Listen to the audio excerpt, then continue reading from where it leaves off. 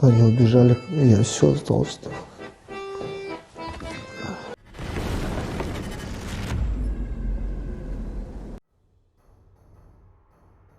A Ukrainian Air Force MiG-29 has struck fortified Russian positions near Hrozov in the Zaporizhzhia region, delivering 3 GBU-39 precision-guided bombs with pinpoint accuracy. The attack targeted well-dug-in Russian forces, reportedly causing significant damage to defensive structures and troop concentrations. These U.S.-supplied munitions, known for their small size and high precision, allowed the Ukrainian jet to strike from a safe distance, avoiding Russian air defenses. The successful sortie is part of a wider Ukrainian effort to weaken Russian fortifications ahead of possible counteroffensive maneuvers in the south. Russian prisoners captured by the Azov Brigade fought near Toretsk, and now they say that just yesterday they were programmed to kill Ukrainians, but today they already want to join the Russian Volunteer Corps. That's what Ukrainian captivity does to occupiers. Они убежали, я все остался. Кажется, Путин вообще хочет искоренить эту нацию. Я даже выстрелить ни разу не успел. Выкидывай автомат. Нас просто запрограммировали так. Правиться хочу. Обратно к вам перейти и в РДК вступить. Все нормально. Tens of gigabytes of secret data on Russia's strategic electronic warfare systems has been hacked by the pro-Ukrainian Russian Volunteer Corps. They say that Russia's electronic warfare shield is not just fragile, it's full of holes due to multiple flaws and vulnerabilities. 2 weeks ago, the RDK announced that it had obtained a large quantity of data on Russia's electronic warfare systems, including technical specifications, diagrams, official correspondence, equipment setup methods, drawings, test reports, and functional information. RDK Commander Fortuna says that, "We got more than just the external appearance.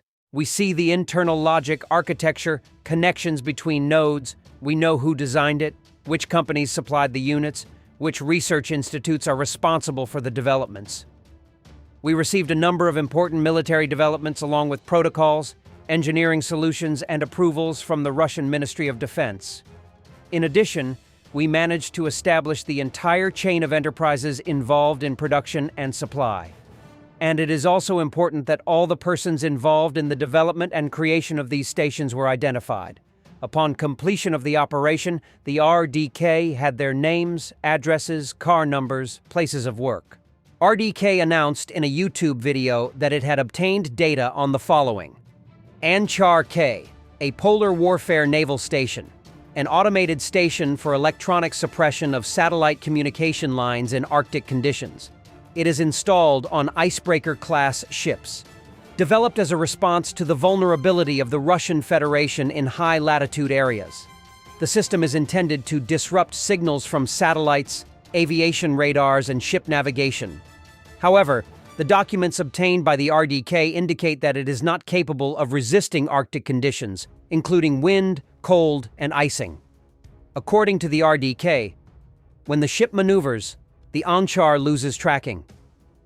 The guidance time is more than 4 minutes. In the event of a failure, the entire system is switched off. Its location is exposed when it is in operation.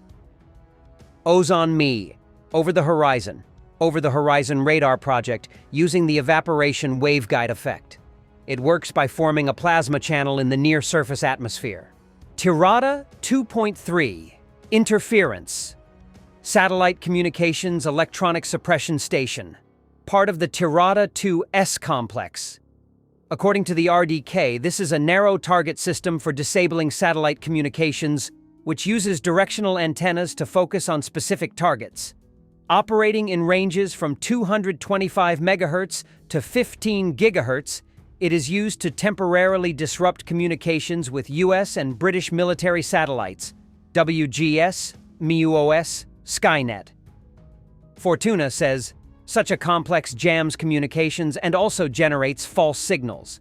For example, a drone flying over the Bryansk region may think that it is over Ethiopia. Disorientation and substitution of coordinates occur. NMS-REP DDV, Suppression Radio Brain, ground-based mobile station for suppressing long-range satellite communications. Controls other electronic warfare systems. Suppresses Fleet Satcom, Milstar, MUOS, etc. Links. The RDK describes this as a key element of Russian signal suppression technology. This is a radio brain. Everything depends on it. It determines radiation modes, types of interference, phasing. However, they say that it has serious flaws. It is reported to be extremely sensitive to weather, vibrations, requires complex settings, and a stable power supply. The system copes poorly with combat conditions. Software modules, OS, Corvette, operating systems and software modules used for protection and work with electronic warfare. We understand the architecture, but will not disclose all the security details.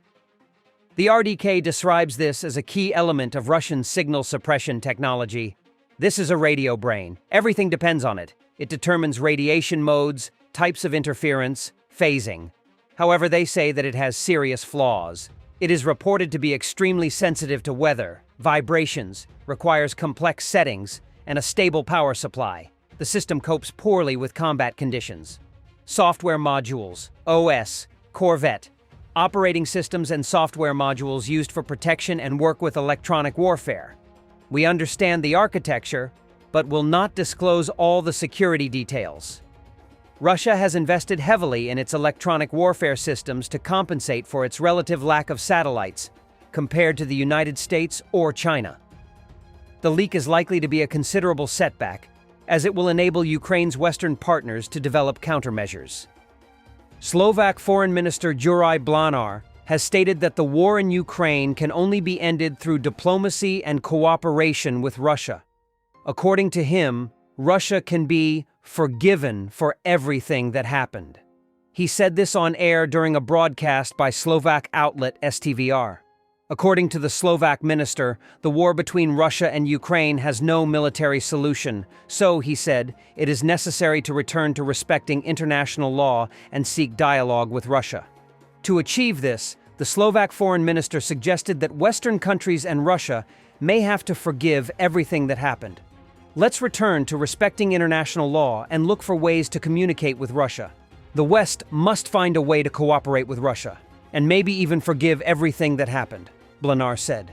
Ukrainian Foreign Minister Andriy Sybiha later responded to the Slovak minister's remarks. Russia's sense of impunity is the root cause of its crimes. It's naive to expect a criminal to stop if their crime is forgiven instead of punished. Russia will hit your other cheek as well, and those who have lost no one in this war have no right to make such statements, he wrote on social network X. Recently, Slovak Prime Minister Robert Fico stated that Bratislava is demanding a postponement of the EU vote on the new sanctions package against Russia. And for the end, we have a different kind of war.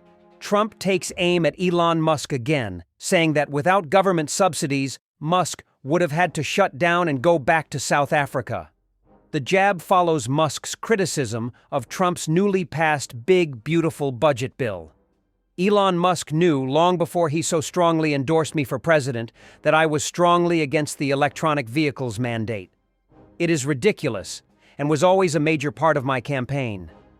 Electric cars are fine, but not everyone should be forced to own one.